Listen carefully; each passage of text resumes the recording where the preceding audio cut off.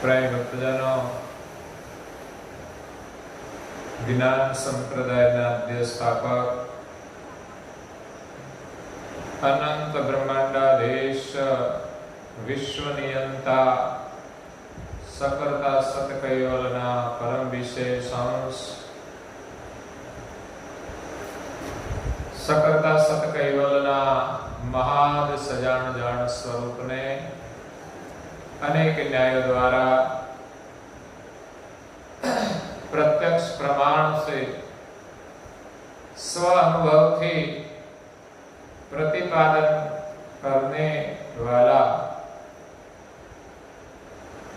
अनंत अंशों तारणहार कैवल धर्म धुरंधर नव बुद्धि के सागर महान समर्थ परम श्रेष्ठ परम विभूतिवान परम दयालु परम कृपा निधि सर्वज्ञ दिव्य परम गुरु श्रीमद करुणा सागर महाराज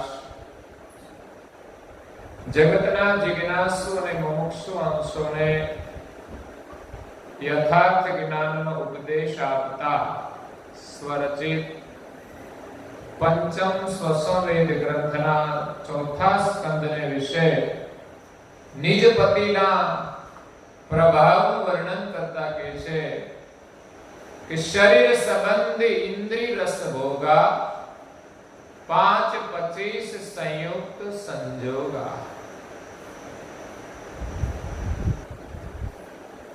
सृष्टिना सर्जनहार सकर्ता सत कैवले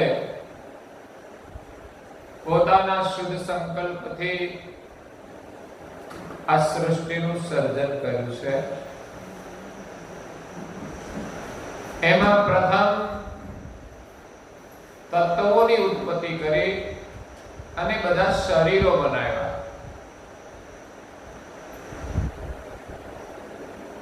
શરીરો બનાવ્યા પછી એ શરીરની અંદર શરીરને ચલાવવા માટે પોતાની અંતર્વૃત્તિથી અંશોનું સર્જન કર્યું। પોતાની સજાતિના અંશો જ્યારે શરીરમાં આવ્યા ત્યારે શરીર ચેતન થયા। જે અંશોને આપણે આત્મા કહીએ છીએ, જીવ કહીએ છીએ, એ અંશ આ શરીરમાં આવ્યો અને ઇન્દ્રિયોના રસની અંદર એ ભૂલો પડી ગયો છે, બેભાન થઈ ગયો છે, એને પોતાનું ભાન રહ્યું નથી। જેમ કોઈ નશાનું સેવન કરે ને માણસ ભાન ભૂલી જાય, એ શરીરનું ભાન ભૂલે છે અને ઇન્દ્રિયોના સ્વાદની અંદર આ આત્મા અંશ એ પોતાના સ્વરૂપનું ભાન ભૂલી ગયો છે। એટલે ઇન્દ્રિયોનું સુખ મળવું કે વાસ્તવિક સુખ નથી, પણ ખરેખર ઇન્દ્રિયોના સ્વાદથી અંશ પોતાને અને માલિકને ભૂલી જાય છે। જેટલું સુખ વધારે મળે એટલો માણસ ભોગી બની જાય છે, રોગી બની જાય છે અને પ્રભુને ભૂલી જાય છે। એટલે આપણને જે કંઈ મળે તો પ્રભુનો ઉપકાર માની એનો વિવેકપૂર્વક ઉપયોગ કરતા શીખવું જોઈએ, નહીં કે આપણે બધાનો ઉપભોગ કરીએ। એક વસ્તુનો ઉપયોગ હોય છે ને બીજું વસ્તુનો ઉપભોગ હોય છે। ઉપયોગ આપણા માટે જરૂર હોય તે વપરાય અને બીજાના માટે વપરાય। આપણી પાસે જે વસ્તુ હોય એ બધાને ઉપયોગી થાય એ મહત્વનું છે, પરંતુ એનો ઉપભોગ કરીએ ત્યારે એનાથી આપણે રોગી બનીએ છીએ। ભોગ વૃત્તિથી સેવન કરવામાં આવે ત્યારે એ વસ્તુથી આપણે રોગી બની જઈએ છીએ. એટલે દિવ્ય પરમ ગુરુ અહીંયા કહે છે કે શરીર સંબંધી ઇન્દ્રિય રસ ભોગા, શરીર સંબંધની જે ઇન્દ્રિયો છે, 5 જ્ઞાન ઇન્દ્રિય છે, 5 કર્મ ઇન્દ્રિય છે, એમાં વિશેષ 5 જ્ઞાન ઇન્દ્રિયોના ભોગમાં અંશ ભૂલો પડેલો છે. 5 પ્રકારના વિષયોની અંદર અંશ આસક્ત થઈને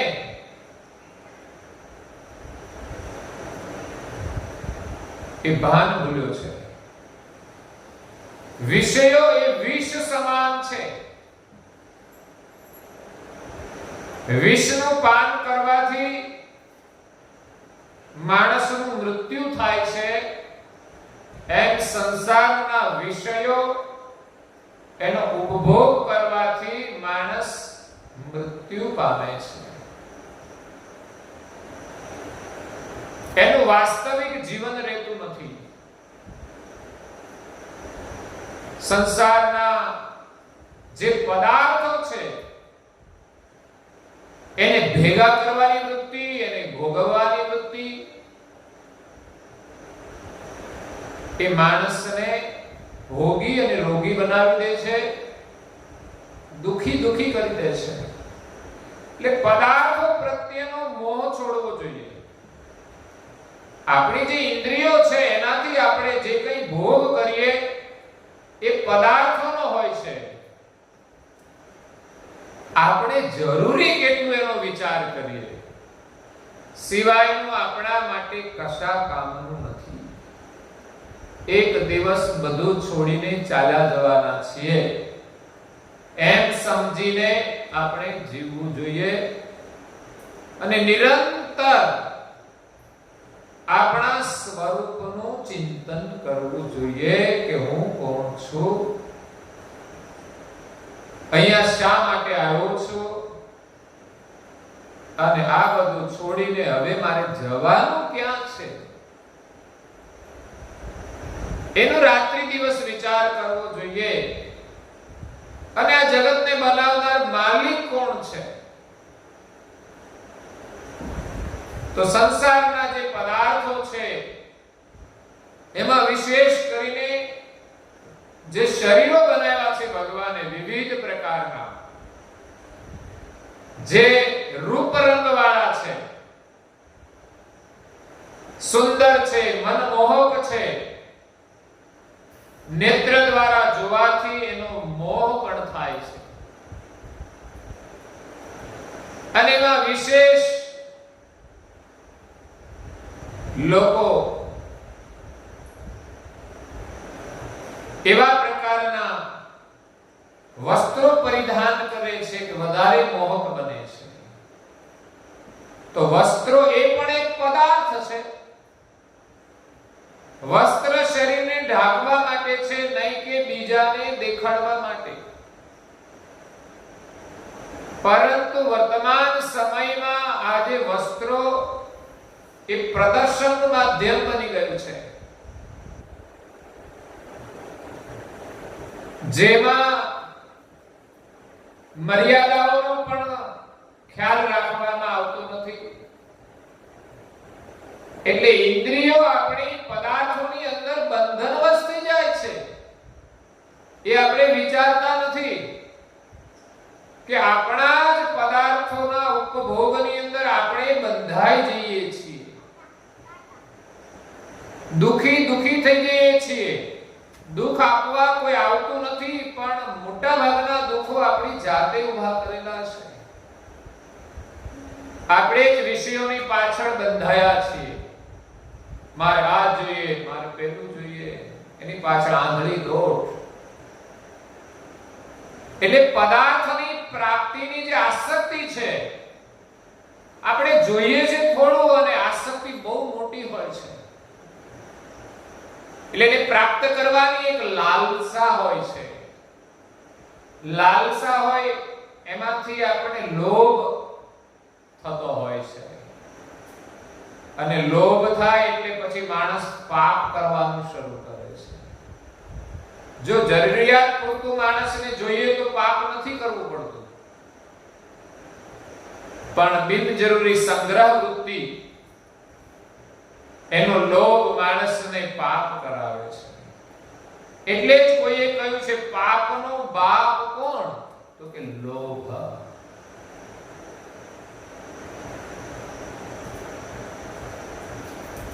એટલે બહુ જ પદાર્થોની લાલસા રાખવી, લોભ વૃત્તિ રાખવી એ આપણને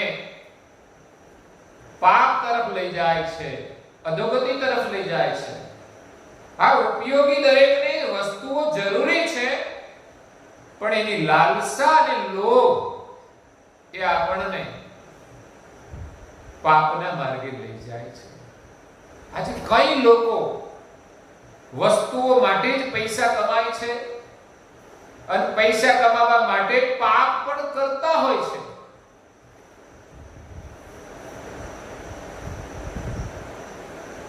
મફતનું મળે તો કોઈ છોડતું નથી. એવા પ્રામાણિક લોકો બહુ ઓછા જોવા મળે કે મફતનું મળે તો ના લેવું. જો સરકાર આપણને દંડ ન કરે ને તો આપણે સીધા દોરડા બહાર નાખીને વાપરીએ પાવર. જોજો તમે, દંડ ન કરે તો એક નાખે ને બીજોય નાખે. તમારે જોવા કાં તો લગ્ન પ્રસંગ હોય તો બહુ મોટા હેલોજન મૂકવા પડશે, પાવર બધો વપરાશે, બહુ આપણે મોટું બિલ આવશે, એટલે સીધા દોરડા નાખો, 2 દિવસ ધમધમાવો અને આખી રાત ચાલુ રાખે. ના જરૂર હોય તો પણ બિલ તો તમારે જ ભરવું પડશે. આજે નહીં તો પછી પણ બિલ આવશે આવશે આવશે, નક્કી જ રાખજો. આ કોઈ માણસનું સામ્રાજ્ય નથી કે એને ખબર ન પડે. દેશના પ્રધાનમંત્રી રાજ ચલાવે ને એને ખબર ન પડે એમ આપણે કશું કરી લઈએ, પણ ઉપરવાળાની નજરથી આપણે કોઈ બચી શકવાના નથી. એટલે ક્યારે પણ કોઈ પદાર્થ માટે ચોરી કરવી જોઈએ નહીં. આપણામાં જેટલી ક્ષમતા હોય એટલું જ કામ કરીએ. ઘણા પરિવારોની અંદર જોવા જઈએ તો ઘરમાં લાઈટો નથી હોતી. એવા પરિવારોને સરકારે મફત વીજળી આપી છે.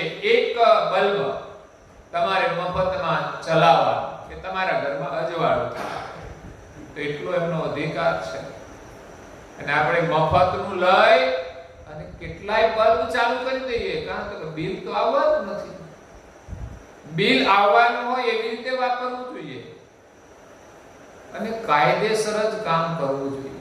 કાં તો આપણા મીટરમાંથી વાપરો, કાં તો સરકારી મંજૂરી લઈને વાપરો. અનીતિ કરેલી ગમે ત્યારે આપણે ભોગવવી પડશે. એટલે પૈસા કમાવામાં ન્યાય અન્યાય થતો હોય, નીતિ અનીતિ થતી હોય છે. જે કર્મનું ફળ આપણે ભોગવવું પડે છે. અને આવી જ્યારે લોભ વૃત્તિ હોય ને, જે વસ્તુ આપણને મળે કે સંપત્તિ મળે એને આપણે સન્માર્ગે પણ વાપરી શકતા નથી. લોભ વૃત્તિથી લાવેલી વસ્તુ આપણે સેવા કાર્યમાં ન વાપરી શકીએ, કે સંપત્તિનો ઉપયોગ પણ સેવામાં ન થઈ શકે. તેમાં લોભ લાલચથી મળેલી સંપત્તિ, સમૃદ્ધિ સાધુ સંતોનું સન્માન પણ કરી શકતી નથી. જેના ઘરમાં કશું જ ન હોય પણ જેનું દિલ ઉદાર હોય, એનું જીવન નીતિ અને પ્રમાણિકતાથી ભરેલું હોય, તો એમને ત્યાં સાધુ સંતોનો આદર થતો હોય છે. એટલે ઘરમાં ક્યારે અનીતિનું ધન આવવું જોઈએ નહીં. અનિતિથી કમાઈને પછી બહુ આશાઓ રાખીએ, ઘરમાં તો કે સરસ ફર્નિચર કરીએ, જરૂર નથી. તમે મહેનત કરીને કમાઓ ને સગવડતા હોય ને કરો, વસ્તુ અલગ છે, મનાઈ પણ નથી. પણ વિચારવાનું કે ફર્નિચર કરવા માટે પ્રપંચ તો નથી કર્યો ને. બાજુવાળા ગાડી લાવ્યા તો આપણે લાવવી પડશે, જરૂર હોય કે ના હોય.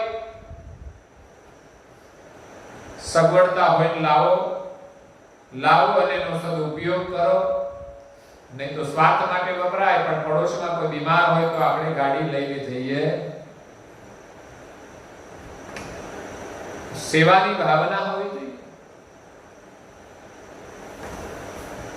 તો સંસારની જે ચીજ વસ્તુઓ આપણે ભેગી કરીએ એમાં સેવાની ભાવના હોવી જોઈએ, નહીં કે એનો વેપાર કરવાની વૃત્તિ. એ તો વસ્તુ હોય ને કઈ વધુ લાભ મળે તો આપણે વેચી દઈએ. એની અંદર તો મનુષ્ય પણ આવી જાય છે. સ્ત્રી, નોકર આદિના પણ વિક્રય થતા હતા. લોકો માણસોને પણ વેચતા હતા. પૈસા જોઈને માણસ લોભ વૃત્તિમાં દીકરીઓ પણ વેચતા હતા. મેં એક પ્રસંગ વાંચેલો છે એકાદ વર્ષ પહેલા ન્યૂઝપેપરમાં. રાજસ્થાનની અંદર પશુપાલકો છે એ વિશેષ કરીને ઊંટ રાખે અને એનું ધન એ જ ઊંટ હતું. એટલે ઊંટ કિંમતી, જેમની પાસે વધુ ઊંટ હોય એ મોટા ગણાતા. તો એવા એક પશુપાલક, એમને એક યુવાન દીકરી હતી અને સામે કોઈ એક વૃદ્ધ માણસ 60 આજુબાજુનો, એ એમને વધુ ઊંટ આપવા માટે તૈયાર થયો કે તમારી દીકરી મને પરણાવો તો હું તમને આટલા ઊંટ આપીશ. અને ઊંટની લાલચમાં પેલો બાપ દીકરીને એની સાથે સંબંધ જોડવા માટે તૈયાર થયો છે. એમના ઘરે એક 60 વર્ષનો ડોસો આવ્યો અને દીકરીને કહે છે કે એમની સાથે તું વાર્તાલાપ કર. 16 વર્ષની દીકરી શરમાય છે કે આ ડોહારે મારે જિંદગી પસાર કરવાની, ના કેટલું જીવવાનું, મારે તો પછી એકલા જ જીવન પસાર કરવાનું. દીકરી ભાગી જાય છે ઘર છોડીને. એને ખબર હતી કે બાપ લોભી છે અને મને એને પરણાવશે. ત્યારની દીકરીઓ બાપને ના નહોતી કહી શકતી. બાપ કે અહીંયા સંબંધ કરવાનો એટલે ત્યાં જ કરવાનો, એટલે વેચી દેતા હતા. નોકરોને વેચી દે. એ દીકરી એકલી સાહસ કરીને નીકળી પડે છે. અને દીકરીને એકલા નીકળવું એ કેટલી બધી મોટી સમસ્યા કહેવાય. રસ્તામાં જતા પણ કેટલા સંકટો આવે. ક્યાંક ટ્રકમાં મુસાફરી કરીને આગળ ગઈ, કોઈ મોટા શહેરમાં ગઈ, ત્યાં કોઈના સંબંધી રહેતા હતા પણ ખબર નહોતી ક્યાં રહેશે, એનું સરનામું નહીં. પણ છતાંય એમ તેમ ફરતા ફરતા એમના માસીનું ઘર આવી ગયું એની પાસે. ત્યાં રહે, ત્યાંથી ફરી કઈ આગળ ગઈ બીજાના ઘરે. કેટલા દિવસ કોઈ રાખે સાહેબ. પછી પોતાની હિંમતે, પોતાની મહેનતે માર્ગ કર્યો છે. તો કહેવાનો મતલબ છે કે આપણે જે વસ્તુઓ લાવીએ વેપાર માટે નહીં, સદુપયોગ માટે હોવી જોઈએ. એટલે પદાર્થો એવી રીતે વાપરવા જોઈએ સહજ સ્વભાવે કે જેથી આપણી ઇન્દ્રિયો બંધનકારી ન બને. તો કેવી રીતે આપણે એનો ઉપયોગ કરવો જોઈએ કે આપણા શરીરની 5 ઇન્દ્રિયો, જ્ઞાન છે આંખ. આંખથી આપણે રૂપનું અવલોકન કરીએ છીએ. તો નેત્રથી સર્જનહારે બનાવેલા જે શરીરો છે સ્ત્રી અને પુરુષના, એનું અવલોકન કરવામાં મોહ પ્રગટ થાય છે.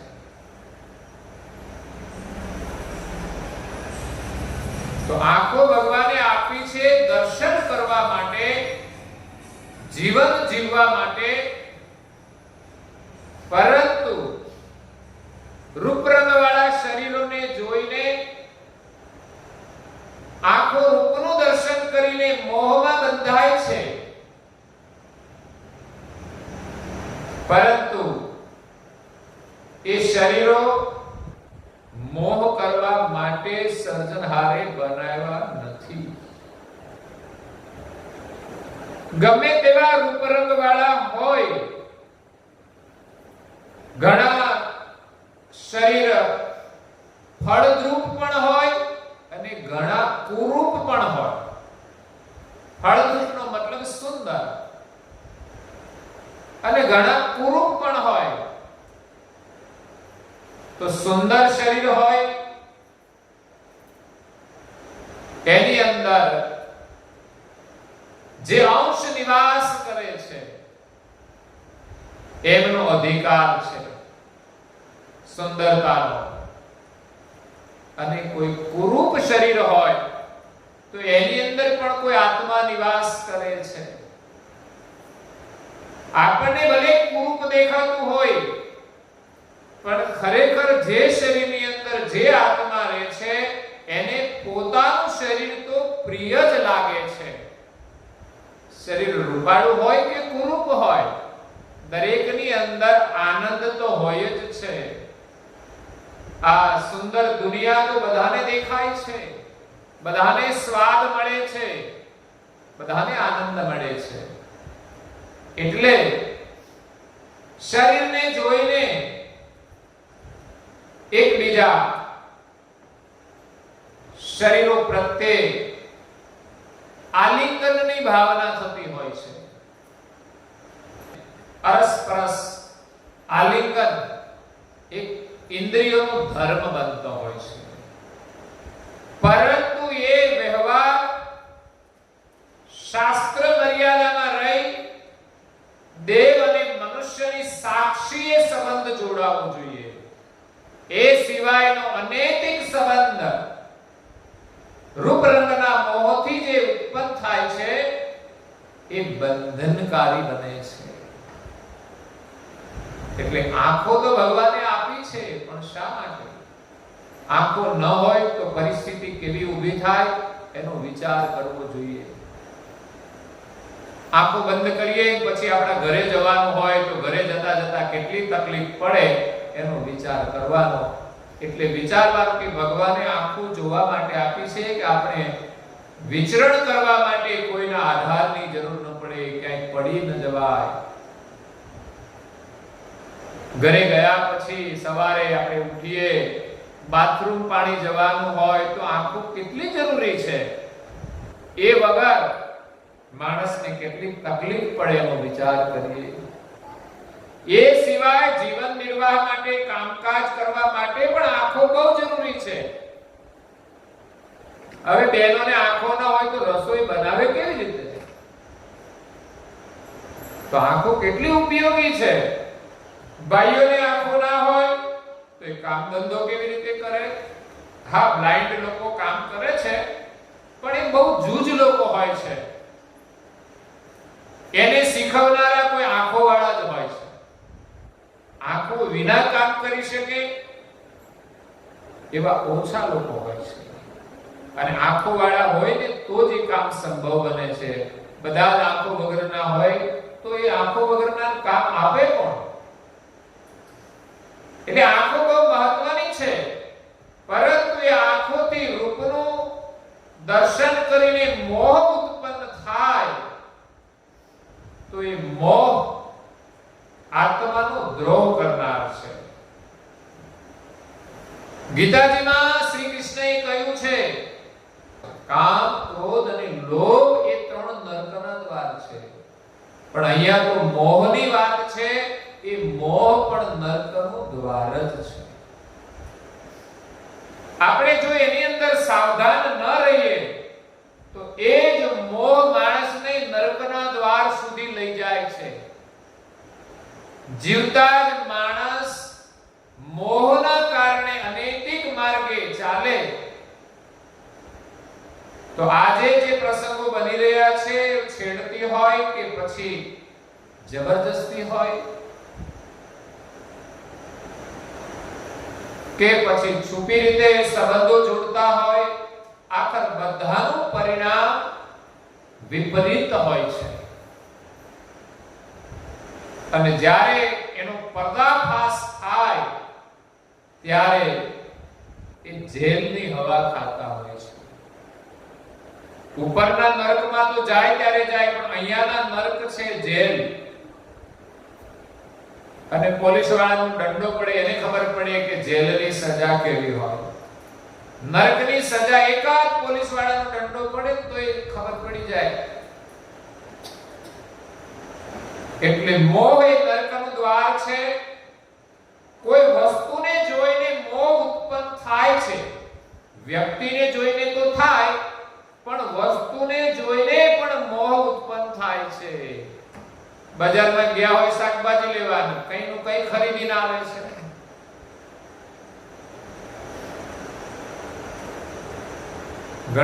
ઘણા લોકો મોહના કારણે ચોરી પણ કરી લેતા હોય છે.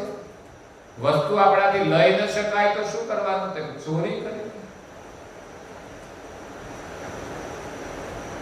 તો એ ચોરીની વૃત્તિ પણ એમાંથી જ આવે છે, મોહમાંથી. એટલે જે વસ્તુનો મોહ થાય એ બધી જ વસ્તુઓ નાશવંત છે એમ સમજીને એનો મોહ છોડી દેવો જોઈએ. કે જેનો મોહ છે, વસ્તુ આખર તો નાશવંત છે. અને ઘણી વસ્તુ એવી છે, હોય તો ભલે ને ના હોય તો પણ જીવી શકાય છે. પણ નાહકનો મોહ આપણને અધોગતિમાં લઈ જાય છે. તો આંખોથી જે આપણને મોહ થાય છે એ શરીર જોઈને થાય છે. આપણને કોઈ શરીર સુંદર દેખાય, પણ શરીરની વાસ્તવિક સુંદરતા નથી. માણસનો સ્વભાવ સારો ના હોય તો શરીરની સુંદરતા આપણા માટે મહત્વની નથી. શરીરની સુંદરતા જોઈને મોહ તો થાય છે, પણ એ શરીર સુંદર છે?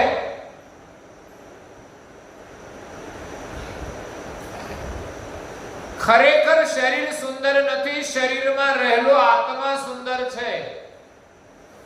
આત્મા છે તો શરીર સુંદર છે. આત્મા ના હોય તો કોઈ શરીર સુંદર નથી. કોઈનો દેહાંત થઈ જાય છે, એમાં આત્મા નથી તો શું એ શરીર સુંદર લાગે છે? નથી લાગતું.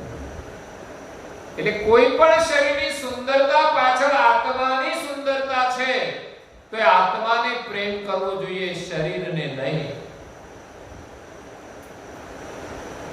આત્મા વગરનું શરીર સુંદર નથી.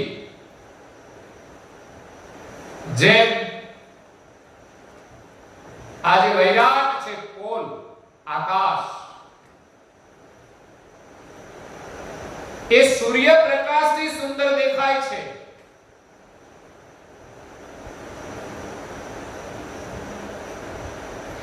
પણ સૂર્ય અસ્ત થઈ જાય પછી એનું એ જ પોલ મહાભયંકર લાગે છે.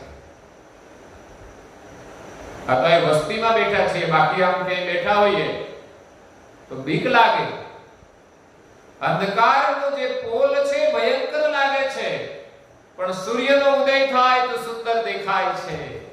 એમ શરીરની અંદર આત્મા છે તો સુંદર છે, આત્મા નથી તો એ ભયંકર છે. એટલે એ શરીરમાં મોહ ન શરીરની અંદર જે આત્મા છે, અંશ, એ સૂર્યવત રહેલો છે, જે શરીરની અંદર પ્રકાશ કરે છે, એમના પ્રત્યે સ્નેહ રાખવો જોઈએ. આત્મા પ્રત્યે સ્નેહ નથી. આત્મા પ્રત્યે સ્નેહ હોય તો બધાની અંદર એક સરખો આત્મા છે.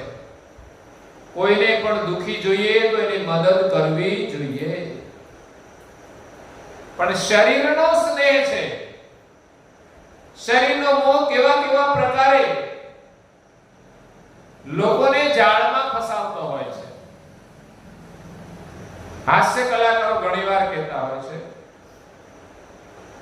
કે ઘણા લોકો બસમાં મુસાફરી કરતા હોય, એસટી ની અંદર, તો ભીડ બહુ હોય. આપણા દેશમાં તો એટલી ભીડ હોય કે ઊભા રહેવાની કે પગ મૂકવાની જગ્યા ન મળે, એટલી બધી ભીડ થતી હોય છે. આ ભીડની અંદર કોઈ યુવાન બસની સીટ ઉપર બેઠો હોય અને બાજુમાં કોઈ યુવતી ઊભી હોય, તો 3 જણા બેઠા હોય, 3 ની સીટમાં તો પણ દબાવીને કહેશે અહીંયા બેસી જાઓ તમે. પણ 60 વર્ષના કોઈ માજી ઊભા છે તો એને એમ નહીં કહે કે માજી તમે અહીં બેસી જાઓ, હું ઊભો થઈ જાઉં. આ તો હાસ્ય કલાકારની વાત છે ને, વાસ્તવિક છે. આત્મીય ભાવના એમ કહે છે કે તમે ઊભા થઈ, તમે યુવાન છો અને 60-70 વર્ષના જે માજી હોય એને બેસાડો. આ આત્મીય ભાવના છે. શરીરને જોવાનું નથી. એટલે આત્માને તમે પ્રેમ કરો. અને આવી જ્યારે દ્રષ્ટિ આપણી બને ત્યારે રૂપના વિષયથી, રૂપના દોષથી મુક્ત થયેલી જાણવી. એટલે મહાપુરુષો કહે છે તમે આત્મદ્રષ્ટિથી સંસારનું અવલોકન કરો. નહીં તો બધા પદાર્થોને જોઈને જો મોહ થશે, એકબીજાના શરીરને જોઈને જો મોહ થશે, તો કેટલા બધા પાપ કર્મ ઉભા થશે અને પછી એને ઘોર નરકની અંદર દુઃખ ભોગવવા માટે જવું પડશે અને વારંવાર જન્મ લેવો પડશે. આશા ત્યાં વાસા. આપણી શરીરની અંદર જે આશાઓ છે, તો આપણે શરીરમાં જ પ્રવેશ કરવો પડશે. પછી પ્રાણીઓ હશે, પશુઓ હશે. બહુ રૂપાળું શરીર ગમતું હોય તો ગધેડા બનાવે, બીજું શું કરવાનું? આ તો કુદરતનો નિયમ છે કે જ્યાં આશા હતા વાસા. શરીરમાં મોહ રાખ્યો તો 84 લાખ પ્રકારના શરીર ધારણ કરવાના છે અને ઇન્દ્રિયોના સ્વાદમાં આસક્તિ હશે તો આપણે એની અંદર ભટકવાનું છે. મનુષ્ય જીવનમાં ઇન્દ્રિયોના સ્વાદ મળવા એ સુખ નથી. રૂપ રંગ ભોગવવાનો અધિકાર મળવો એ પણ સુખ નથી. એનાથી તો સાવધાન રહેવાનું છે. પણ આપણે તો આંખના રૂપ રંગ માટે બહુ મોટા ટીવી લાવવા પડે છે. નાના ટીવી થી ચાલતું, જેટલું મોટું ટીવી એટલું એનું આકર્ષણ વધારે હોય છે. અને મોંઘું ટીવી આવે, આપણા પૈસા એમાં ખર્ચાઈ જાય છે. જે સંપત્તિનો આપણે સદુપયોગ પણ કરી શકીએ છીએ. આપણે સંપત્તિ કમાઈને માત્ર ભોગ માટે વાપરીએ છીએ. જરૂર હોય એના કરતા વધુ ખર્ચ કરી નાખીએ. 3 લાખની ગાડીથી ચાલતું હોય પણ આપણી પાસે કેપેસિટી હોય તો આપણે 10 લાખની લાવીએ. એનાથી વધારે સારી કેપેસિટી હોય તો 15 લાખની લાવીએ. ઘરમાં જે ચીજ જોઈએ ને એ બધામાં આ જ પ્રકારનું આપણું વર્તન હોય છે. જરૂરિયાત પ્રમાણે લાવીએ, કોઈ બંધન નથી. આપણે એવું નથી કહેતા કે ભાઈ જરૂરિયાતની વસ્તુઓ પણ ન લાવવી જોઈએ. જો કે જ્ઞાની પુરુષોનો વ્યવહાર તો એવો હોય છે કે જરૂરિયાતની વસ્તુ મળી જાય એનાથી ચલાવી દે. એટલે રૂપ માત્રનો મોહ યા મતિ સા ગતિ. જે મતિ એવી ગતિ.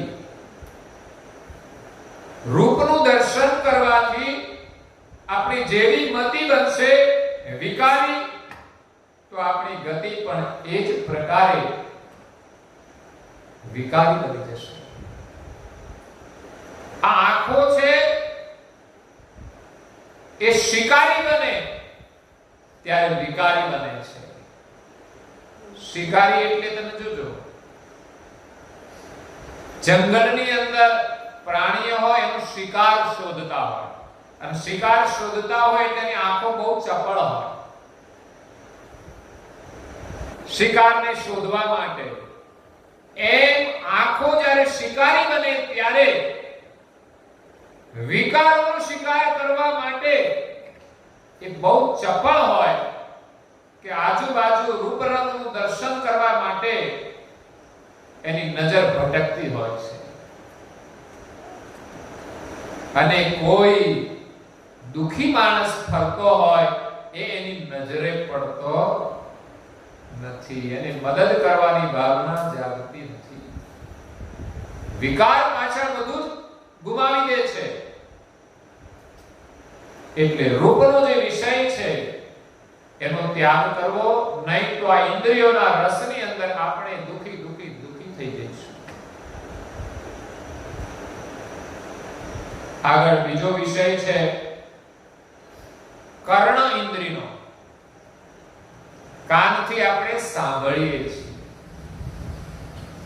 એમાં ઘણા એવા શબ્દો હોય છે કે જે સાંભળવાથી કામ પેદા થાય, ક્યારેક ક્રોધ પણ પેદા થાય, ક્યારેક ઈર્ષા પણ પેદા થાય, ક્યારેક મોહ પણ પેદા થાય, ક્યારેક કોઈના પ્રત્યે ખેદ પણ પેદા થાય, ક્યારેક હર્ષ, ક્યારેક શોક.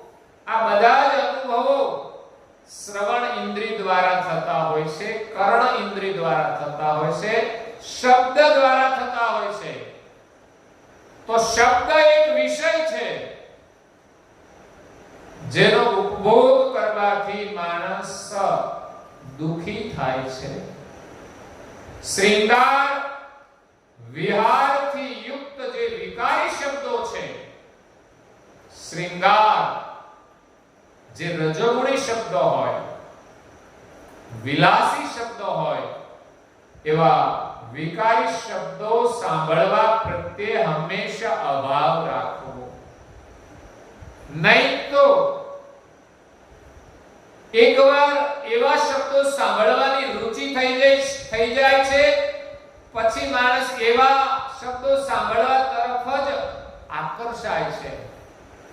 પછી જ્યાં જ્યાં એવું એને પોષણ મળે ત્યાં એની બેઠક થઈ જાય છે. ઘણીવાર પાનના ગલ્લા ઉપર લોકો બેસતા હોય છે, પણ ઘણી ચર્ચાઓ સાંભળવા જેવી હોતી જ નથી. એટલે બેસવા વાળા બેસે, ન બેસવા વાળા ના બેસે, કેમ કે ત્યાં બેસવા જેવું હોતું જ નથી. ઘણીવાર વાતોની અંદર સભ્યતાઓ હોતી નથી, બેસવા જેવું સ્થાન નથી. ત્યાં બેસવાથી એક આદત તો વ્યસનની પડે,